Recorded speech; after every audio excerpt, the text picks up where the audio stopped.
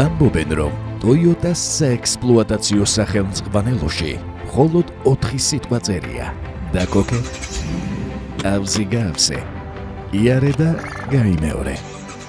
ეს ცოტა ხუმრობით, თუმცა ხომ გაგიგიათ, ყველა ხუმრობაშია სიმართლის მარცვალიო. არისტაფან! ეხუმრე კაცო! ამ შემთხვევაშიც ასეა. ხუმრობ? ძვირფასო მაყურებლებო, დადგა დრო იაპონიის საავტომობილო ინდუსტრიის ნამდვილ გმირზე მოგიყვეთ. ავტომწარმოებელზე, რომელიც ლიდერობისთვის დაიბადა და იშვიათად რომ პირველობა ვინმეს დაუთმოს.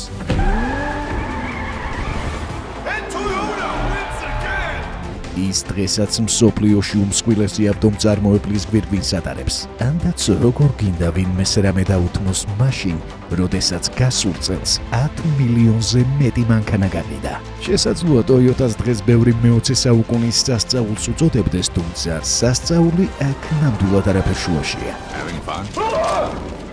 ამ კომპანიის რეპუტაცია თავდაუზოგავი შრომისა და მიღწეული ამბიციების შედეგია. სწორედ ამ ძალისხმევით დღეს ჩვენ წინაშე კვლავ ძლიერი ავტომწარმოებელია. ეს ავტომწარმოებელი Toyota Motors კომპანია. ხო მართლა, მოიწონეთ ვიდეო, გამოიწერეთ კრისტალ აუტოს არხი და გააქტიურეთ ზარის ღილაკი. თუმცა სანამ წარმატების მწვერვალამდე მივალთ, ჯერ მის საწყისებზე უნდა ვისაუბროთ. ისტორიაზე, რომელიც სათავეს 1894 წლიდან იღებს. ამ წელს იჩირო Toyota დაიბადა.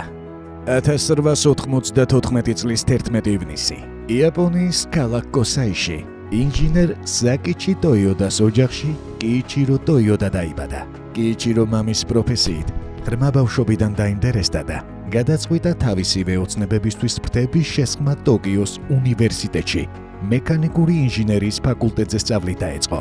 თუმცა არც ამით დაკმაყოფილდა და სწავლის დასრულების შემდეგ რამდენიმე თვით სამართლის ფაკულტეტზე კვალიფიკაცია აიმაღლა. მალევე ახალგაზრდა კიიჩირო მამის შემოთავაზებას დათანხმდა და მის დაარსებულ კომპანიას Toyota Bokoshu-ს შეუერთდა. არ მოგესმათ, Toyota-ს სახელი იქამდეც არსებობდა, სანამ იჩირო თუნდაც უნივერსიტეტში დიპლომს დაიცავდა. უფროსმა Toyota-მ დაზგებისა და ქსოვილების მწარმოებელი კომპანია Toyota Bokoshu 1918 წელს დაარსა. ამ კომპანიის დახმარებით კი მოგვიანებით მისმა უფროსმა შვილმა კიიჩირო Toyota Motor Corporation-ს ჩაუყარა საფუძველი. მაგრამ მოდით მცირე ხნით კვლავ 1920-იან წლებში დავბრუნდეთ. Toyota Bokoshu-ში ახალგაზრდა და ამბიციური ინჟინრის მთავარი მოვალეობა ჩარხებისა და სამრეწველო დაზგების დამზადება გახდათ. გამოცდილების მისაღებად ის სან-ფრანცისკოში, ლონსონსა და ოლდჰემშიც კი გაემგზავრა. უკან დაბრუნების შემდეგ მან უკვე ზუსტად იცოდა თუ რა სურდა. კიიჩიროს საავტომობილო ინდუსტრია აინტერესებდა. შესაძლოა ბევრმა არც კი დაიჯეროს, მაგრამ იმ დროს Toyota-ს კომპანიას ავტომობილებთან თითქმის არაფერი აკავშირებდა. მაგრამ იყო ერთი რამ, ინოვაცია, რომელიც ყველაფერს რადიკალურად ცვლიდა. 1924 წელს საკიჩი Toyota-მ ავტომატური დაზგა Toyota Model G გამოიგონა. რევოლუციური ტექსტილის დანადგარი, რომელიც ხარვეზის აღმოჩენისას მუშაობას ავტომატურად წყვეტდა. ამ ინოვაციამ კომპანიის წარმოების ხარისხი და ეფექტიანობა მნიშვნელოვნად გაზარდა. Model G დაზგის წარმატებამ Toyota-ს ოჯახს ფინანსური რესურსი მისცა. ახალგაზრდა კიიჩიროს კი, რომელიც ახლა უკვე ფირმის მმართველი დირექტორი იყო, სამომავლო გეგმებისკენ გზა გაუხსნა. კიიჩიროს ყოველთვის სურდა მამის კომპანია ავტომწარმოებლად ექცია. ახალი ტექნოლოგიის კაპიტალიზაციით მას მტკიცედ სწამდა, რომ მოგებას არა მარტო ის, არამედ სრულად იაპონიაც ნახავდა. 1920-იანი წლების ბოლოს ევროპასა და ამერიკის შეერთებულ შტატებში მოგზაურობამ კიიჩირო იდეის სიზუსტეში მხოლოდ და მხოლოდ დაარწმუნა. Toyota Model G-ს ავტომატური დაზგა იმავე წელს ბრიტანულმა კომპანია Flat Brothers-მა შეისყიდა.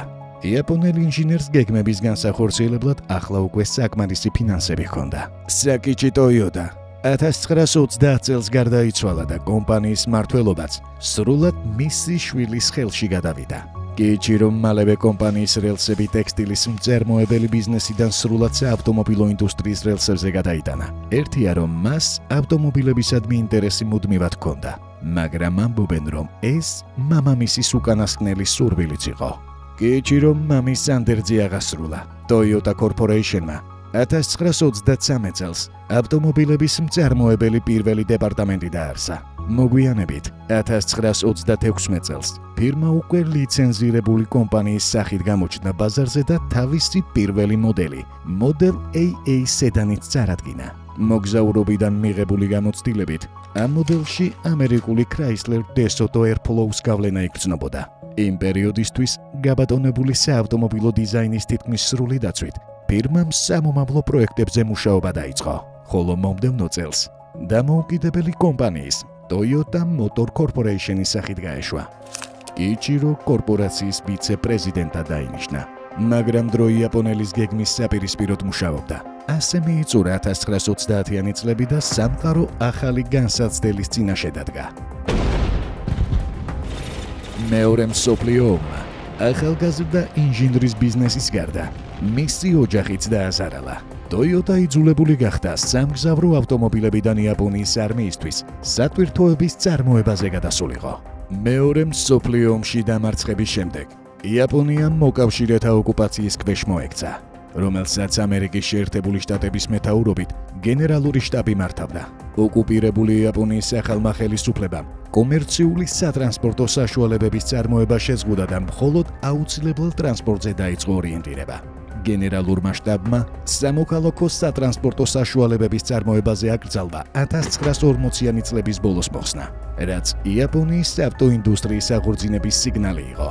Toyota ამ შესაძლებლობით ისარგებლა და SA გამოუშვა. ბრენდის ახალი მოდელი როგორც კომპანიისთვის, ასევე იაპონიისთვის იმედისა და აღდგენის სიმბოლოდ იქცა.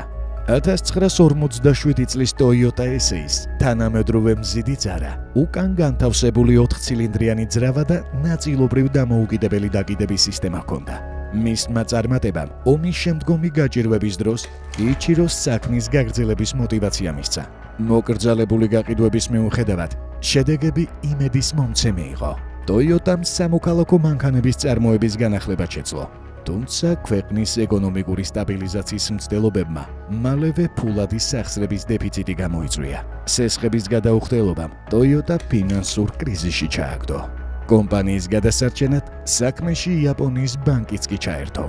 მალევე კორეის ომი დაიწყო და ამერიკის მთავრობა იძულებული გახდა Toyota-სგან 1000 სატვირთო მანქანა შეეძინა.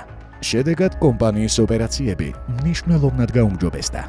1950 წელს Toyota-ს აღმასრულებლები, მათ შორის კიიჩიროს ძმისშვილი Eiji Toyota, ამერიკის შეერთებულ შტატებში ადგილობრივი წარმოების შესასწავლად გაემგზავრნენ. Ford Motor Company-ში მიღებულმა გამოცდილებამ Toyota Way და Toyota Production სისტემის შექმნას საფუძველი ჩაუყარა. Toyota-ს გზა, რომელიც მენეჯმენტის ფილოსოფიაზე იყო ფოკუსირებული, უწყვეტი პროგრესით და მუშახელის პატივისცემით მიიღწეოდა.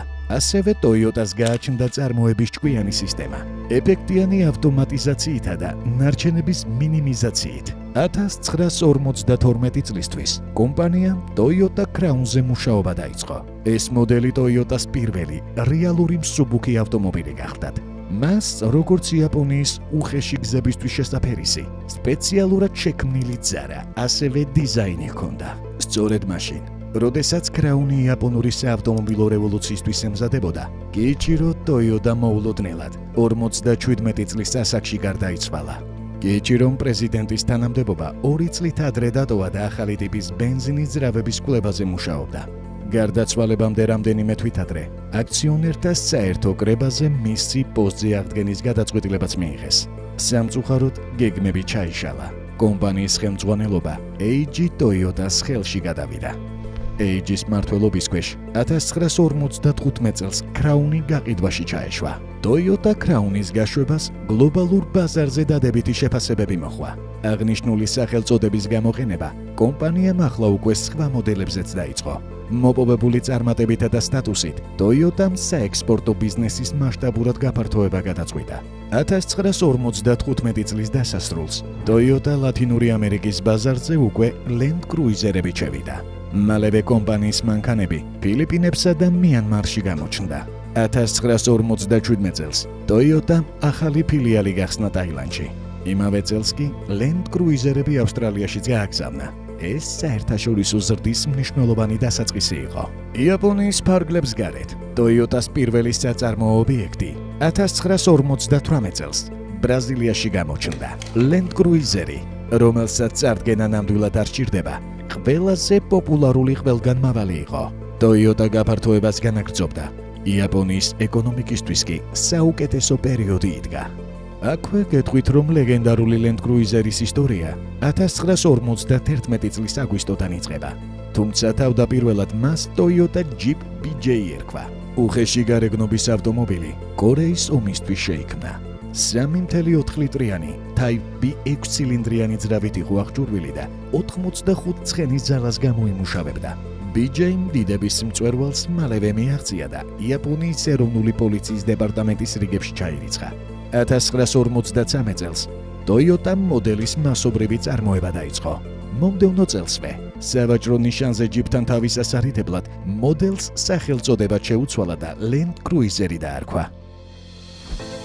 1960-იან წლებში იაპონიის ეკონომიკური სასწაული ვიხილეთ, რაც თითოეული იაპონელის შემოსავალზეც აისახა. ახლა უკვე უფრო მეტ ადამიანს ჰქონდა შესაძლებლობა ავტომობილი ეყიდა.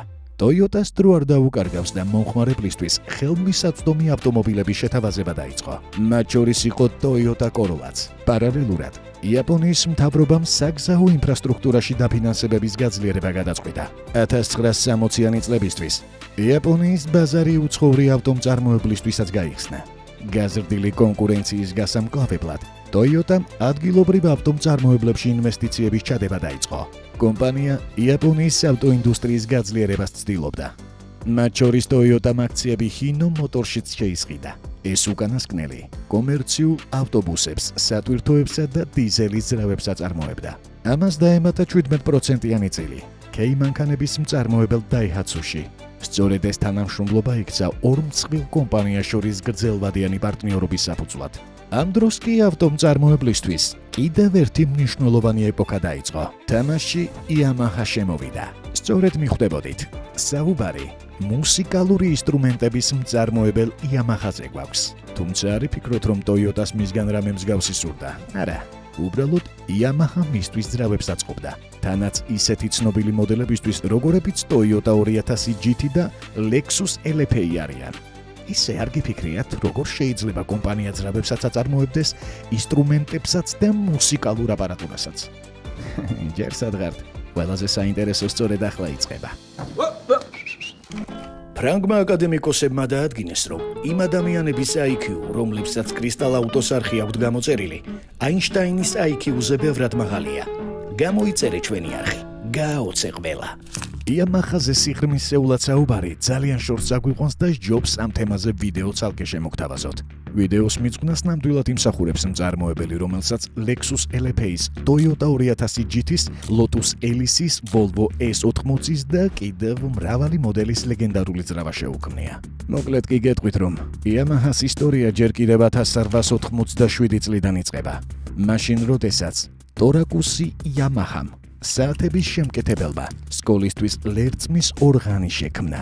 მიხვდა, რომ ეს მისი რეალური საქმიანობა იყო და მოგვიანებით იაპონიის პირველი დასავლური მუსიკალური ინსტრუმენტების მწარმოებელი Nippon Gaki დააარსა. მეორე მსოფლიო ომის დროს Nippon Gaki-ს ქარხნები თვითმფრინავის პროპელერების და საწვავის ავზების წარმოებისთვის გადაკეთდა. გამოცდილების დაგროვების შემდეგ კი კომპანიამ მოტოციკლების წარმოებაც დაიწყო. შედეგად 1955 წელს Yamaha Motor Corporation-ი ჩამოყალიბდა, რომელიც ორტაქტიან მოტოციკლებს აწარმოებდა. პარალელურად მისი მშობელი კომპანია მუსიკალურ ინსტრუმენტებზე მუშაობას აგრძელებდა. საავტომობილო ინჟინერიით დაინტერესებულმა Yamaha-მ 1960-იან წლებში სპორტული მოდელის პირველი პროტოტიპი A500X-ი წარადგინა. ორადგილიანი კუპე 1.6 ლიტრიანი 4 ცილინდრიანი ძრავით იყო აღჭურვილი, რომელიც Nissan-ისთვის შეიქმნა. თუმცა Nissan-ის ხელმძღვანელობა Yamaha-ს ძრავით უკმაყოფილო დარჩა და პროექტზე უარი თქვა. Yamaha-მ ეს პროტოტიპი თაროზე შემოდო. კომპანიას არც ფინანსურად უჭირდა და არც ტექნიკურ მხარეს უჩიოდა, მაგრამ ერთი რამ მაინც აკლდა. პარტნიორი ავტომწარმოებლის სახით. სწორედ ამ დროს Toyota Halo სპორტკარზე 280E-ზე მუშაობდა.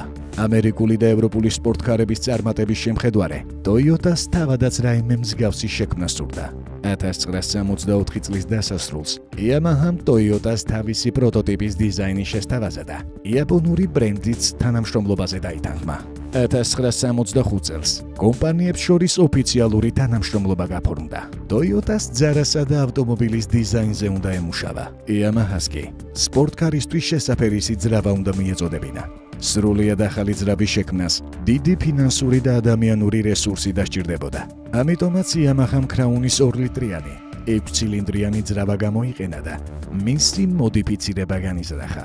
ეს ვერსია ქარხნულად 108 ცხენის ძალას გამოიმუშავებდა. ამის გამო Yamaha-მ ძრავის თავაკს მოდიფიცირება ჩაუტარა. სარკმლებიანი ალტერნატივით შეცვალა. ძრავას ალუმინის კარტერი და მიკუნის კარბურატორი დაამატა და სიმძლავრე 148 ცხენის ძალამდეც გაზარდა. ეს თითქმის 40%-იანი მატება იყო.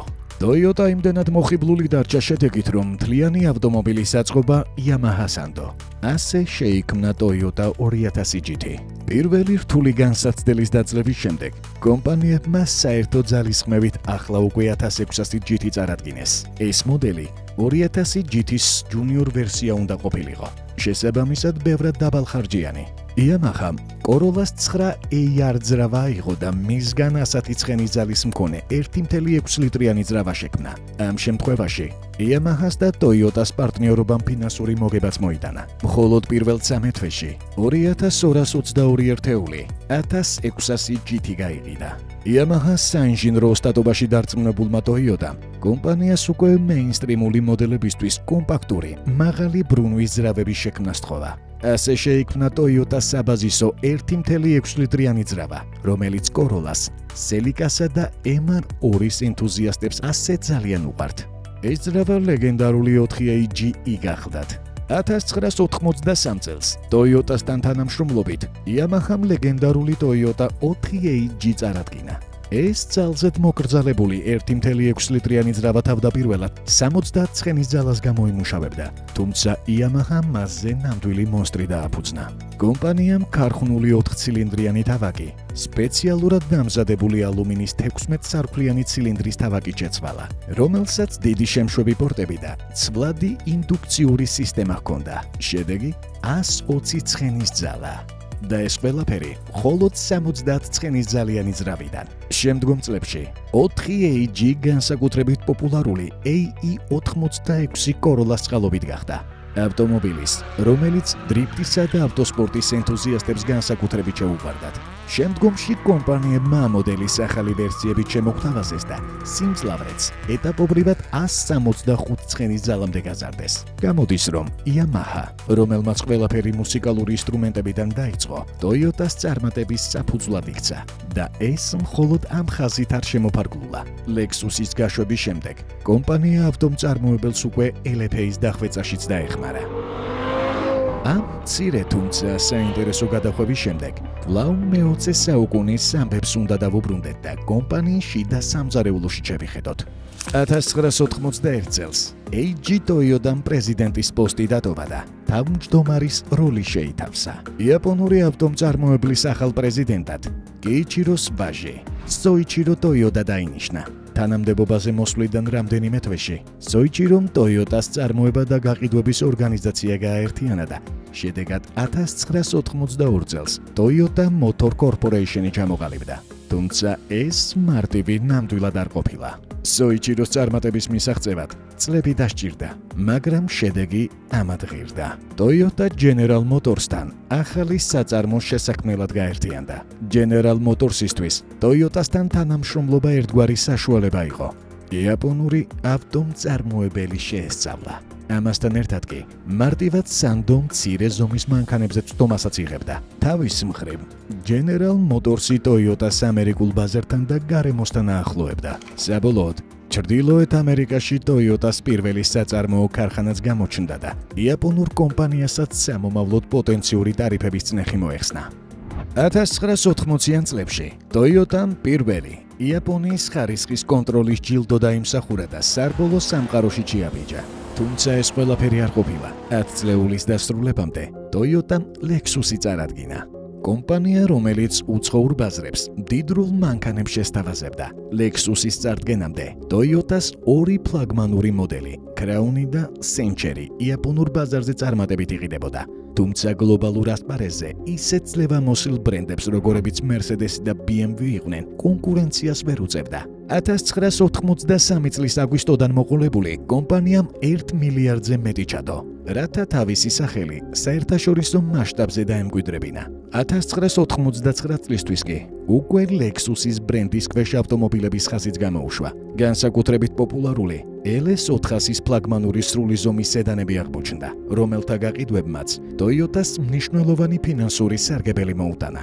1990-იან წლებში Toyota-მ გადაწყვიტა მხოლოდ მცირე ზომის ავტომობილების მწარმოებელი კომპანიის რეპუტაცია აღარ ქონოდა და საწარმოო ხაზის გაფართოებას მიჰყო ხელი. ასე დაიბადა სრული ზომის T100-ის პიკაპი და ბევრად უფრო სპორტული Camry Solarაც. იმავე ეპოქაში Toyota-მ სპორტული მოდელების ხაზი გაზარდა და მომხმარებლებს MR2, Celica და Supra წარუდგინა. ეს სწორედ ის მოდელებია, რომლებიც წლების შემდეგაც ენთუზიასტ რჩეულ ავტომობილებს შორის არიან და ალბათ მომავალშიც დარჩებიან. შტამბეჭდავი წარმადობითა და Toyota-სთვის დამახასიათებელი ხელმისაწვდომობით, ამ მოდელებმა პოპულარობა მალევე მოიპოვეს და ახალ კულტურულ მიმდინარეობასაც კი ჩაუყარეს საფუძველი. ალბათ გემახსოვრებათ ეს ავტომობილები ისეთ ლეგენდარულ ფილმებსა და თამაშებში, როგორებიც Forza-ში და Need for Speed არიან. ყველაფერთან ერთად კი ეს მოდელები არ გაგიკვირდება და რევოლუციურებიც იყვნენ. მაგალითად, MR2 იაპონიისთვის პირველი მასობრივი წარმოების შუაძრავიანი სპორტკარი გახდათ. თავის წარმატებას ის უკვე ბევრჯერ ნაკებ 4AG ძრავასაც უნდა უმადლოდეს. რაც შეეხება Supra-ს, ის თავდაპირველად 1978 წელს Celica Supra-ს სახელით გამოვიდა და მხოლოდ 1986 წელს გაეშვა დამოუკიდებელ მოდელად. Supra-მ ლეგენდარული სტატუსი მეოთხე თაობის 3 ლიტრიანი 2JZ GTE 6 ცილინდრიანი ერთრიგაძრაბით მოიპოვა, რომელიც 320 ცხენის ძალას გამოიმუშავებდა. 1970 წლიდან 2006 წლამდე წარმოებული Celica კი ნამდვილი ჩემპიონი გახდათ. 3S GTE ძრავით სპორტულმა კუპემ არაერთი გამარჯვება, მათ შორის 90-იანი წლების დასაწყისში მსოფლიო რალის ჩემპიონატის მრავალი ტიტული მოიპოვა. 1997 წელს კი კიდევ ერთი დიდი რევოლუციის დრო დადგა. კომპანიამ Toyota Prius-ი წარადგინა. Prius-ი რევოლუციური მოდელი იყო არა მარტო Toyota-სთვის, არამედ სრულად ავტოსამყაროსთვის. ეს მსოფლიოში პირველი მასობრივი წარმოების ბენზინზე მომუშავე ელექტროჰიბრიდი გახდათ. საწყისი 2 წელი Prius-ი მხოლოდ იაპონურ ბაზარზე იყიდებოდა. შემდგომ კი Toyota მოდელი საერთაშორისო ბაზარზე გაიტანა. 2000-იანი წლების დასაწყისისთვის კომპანიამ არა მხოლოდ ხელახლა განსაზღვრა თავისი დიზაინის ენა, არამედ უფრო რადიკალური ცვლილებებიც მოინდომა და 2002 წელს Formula 1-ის რბოლაში ჩაერთო. მიუხედავად იმისა, რომ Toyota-ს ახალი დიზაინერული გადაწყვეტა მოხმარებელთა ნაწილს არ მოსწონდა, კომპანიამ ძღოლებს იმდენად გამძლე და სანდო ავტომობილები შესთავაზა, რომ გაყიდვებმა უბრალოდ ზრდა განაგრძო. 2005 წელს Forbes-ის 2000-იანი წლების საუკეთესო კომპანიების სიაში Toyota-მ 517 პოზიცია დაიკავა. 2 წლის შემდეგ ავტომწარმოებლებმა მისი სრული ზომის SUV Toyota Tundra განაახლა, რომელიც ახლა უკვე ამერიკის 2 ქარხანაში, ინდიანასა და ტექსასში ეწყობოდა. 2007 წელსვე Toyota Camry Motor Trend-ის მიერ წლის საუკეთესო ავტომობილად დასახელდა. ეს უკანასკნელი ამერიკის შეერთებული შტატების გარდა კანადაშიც კი ეწყობოდა. თუმცა ეს სულაც არ ნიშნავდა, რომ Toyota გარე საფრთხეებისგან დაცული იქნებოდა. 2008 წლის ფინანსური კრიზისი იაპონურ ავტომწარმოებელსაც მძიმე ტვირთად დააწვა. შედეგად 2008 წლის დეკემბერში, თითქმის 70 წლიანი აღმავლობის შემდეგ, კომპანიამ პირველი წლიური ზარალი განიცადა. წარმოებისა და გაუყიდავი ავტომობილების ნაწილების შესამცირებლად 2009 წელს 11 დღით იაპონიაში მოქმედი ყველა ქარხნის მუშაობა შეაჩერა. ამ ყველაფერს 2009-2011 წლების უკან გაწვევების რამდენიმე რაუნდიც დაემატა. მაშინ მძღოლების ნაწილი ამტკიცებდა, რომ ავტომობილები მოულოდნელად ჩქარდებოდა. ამ საკითხთან დაკავშირებით Toyota-ს წინააღმდეგ რამდენიმე საქმეც აღიძრა. საბოლოოდ კომპანიას კომპენსაციების სახით 1 მილიარდამდე გადახდა მოუწია. საქმე სულ მცირე, 37 ფატალურ ავარიასთან ჰქონდა, რომლებიც სწორედ მანქანების მოულოდნელ აჩქარებას უკავშირდებოდა. დამატებით 1.2 მილიარდის ჯარიმების გადახდა კი ამერიკის შეერთებული შტატების მთავრობისთვის დაეგისრა. უსაფრთხოებისთვის საშიში დეფექტების დამალვისა და შეცდომაში შემყვანი განცხადებების გავრცელებისთვის Toyota-ს პრობლემები არ სრულდებოდა. 1999 წლის შემდეგ კომპანიამ უკვე თითქმის 9 მილიონი ავტომობილი გაიწვია. ავტომწარმოებლებს ცვლილებები სჭირდებოდა. 2009 წელს პრეზიდენტად Akio Toyoda დაინიშნა. Akio დამფუძნებლის Kiichiro Toyodas შვილიშვილი იყო. საინტერესოა, რომ Akio Toyoda 1999 წლის შემდეგ პირველი ადამიანი იყო, რომელიც კომპანიის ხელმძღვანელობაში დაბრუნდა. პირველად Akio Toyoda ბაბუამისის დაფუძნებულ ავტომწარმოებელს 1984 წელს შეუერთდა. მას შემდეგ კი იყო როგორც წარმოების, ასევე მარკეტინგისა და პროდუქტის განვითარების გუნდის წევრი. 2000 წელს Akio Toyoda საბჭოს წევრად დაინიშნა. 2009 წელს კი როგორც გითხარით კომპანიის პრეზიდენტის პოზიციაც დაიკავა. მაგრამ გარე ფაქტორები კვლავ კომპანიის წარმატების წინააღმდეგ იყო მიმართული. ამჯერად Toyota-ს თავს სტიქიური უბედურებების სერია დაატყდა. მიწის ძვრითა და ცუნამით დაწყებული, ტაილანდში ძლიერი წყალდიდობებით დასრულებული. მნიშვნელოვანი დანაკარგების მიუხედავად, ავტომწარმოებელმა ძალები მოიკრიბა და 2014 წლის პირველ ნახევარში ძლიერი ფინანსური შედეგებიც გამოაქვეყნა. Toyota ჯგუფმა 5.1 მილიონი მანქანა გაყიდა, 3.8%-ით მეტი წინა წელთან შედარებით. ამ დამატებითი მოგების წყალობით Toyota-მ ჰიბრიდულ ძრავებსა და ელექტრომობილებში ინვესტიცია გაზარდა. ამასობაში კი წყალბადზე მომუშავე ავტომობილის შექმნაც დაიწყო და მალევე ბაზარს Mirai წარუდგინა. მართალია წლების გასვლის შემდეგ ავტომწარმოებელმა Mirai-ის წარუმატებლობა მაინც აღიარა, მაგრამ ერთი რამ ფაქტია. იაპონური გიგანტი აწლეულების შემდეგაც პიონერია და რევოლუციური იდეებით გამოირჩევა. თანაც არ უნდა დაგვავიწყდეს, რომ Mirai მსოფლიო რეკორდიც დაამყარა და სავსეავსით წყალბადის გამოყენებით 1003 კილომეტრი დაფარა. დღეს კომპანია თანაბრად მუშაობს როგორც ელექტრომობილების განვითარებაზე, ასევე ახალი ტიპის შიგაწვის ძრავებზეც, რომლებიც ტრადიციულ ავტომობილებს სიცოცხლის უნარიანობას შეუნარჩუნებს. პარალელურად ზედიზედ უკვე მეხუთე Toyota ყველაზე გაყიდვადი ავტომწარმოებელიც გახდა. საერთო ჯამში 2024 წელს იაპონურმა კომპანიამ 10.8 მილიონი ერთეული ავტომობილი გაყიდა და ტრადიციულად გვირგვინით შეინარჩუნა. ამასთან ერთად კი Toyota-ს არაერთი მსოფლიო რეკორდი უკავშირდება. შორს რომ არ წავიდეთ, პირველი რაც გაგვახსენდება სწორედ Toyota Corolla მოდელი, რომელმაც 1966 წლის დებიუტის შემდეგ ყველა დროის ყველაზე გაყიდვადი ავტომობილის ტიტული მოიპოვა და წლებია მას ართმობს. კომპანიამ მოდელის 50 მილიონზე მეტი ეგზემპლარი გაყიდა, რაც მარტივი საქმე ნამდვილად არ უნდა იყოს. კიდევ ერთი რეკორდი არ გაგიკვირდებათ და ეკონომიურობისთვის ეკუთვნის. გინესის მსოფლიო რეკორდის მფლობელი Toyota Prius L გახლავთ. ავტომობილი, რომელმაც ამერიკის შეერთებული შტატების დასავლეთ სანაპიროდან აღმოსავლეთ სანაპირომდე გადაადგილებისას 100 კილომეტრზე საშუალოდ მხოლოდ 2.5 ლიტრის საწვავი მოიხმარა. თავადაც მიხვდებოდით, რომ მათგან დღესაც აღარაფერი უნდა გაგვიკვირდეს. ეს კომპანია ლიდერობისთვისაა დაბადებული და ამ სტატუსის დაკარგვას არც სამომავლო დაპირებს. ჩვენ კი ზღადაგვრჩენია მათი ძალიან გამძლე, სანდო, დახვეწილი და თან საკმაოდ ხელმისაწვდომი ავტომობილების მართვის სიამოვნებით დავტყმეთ.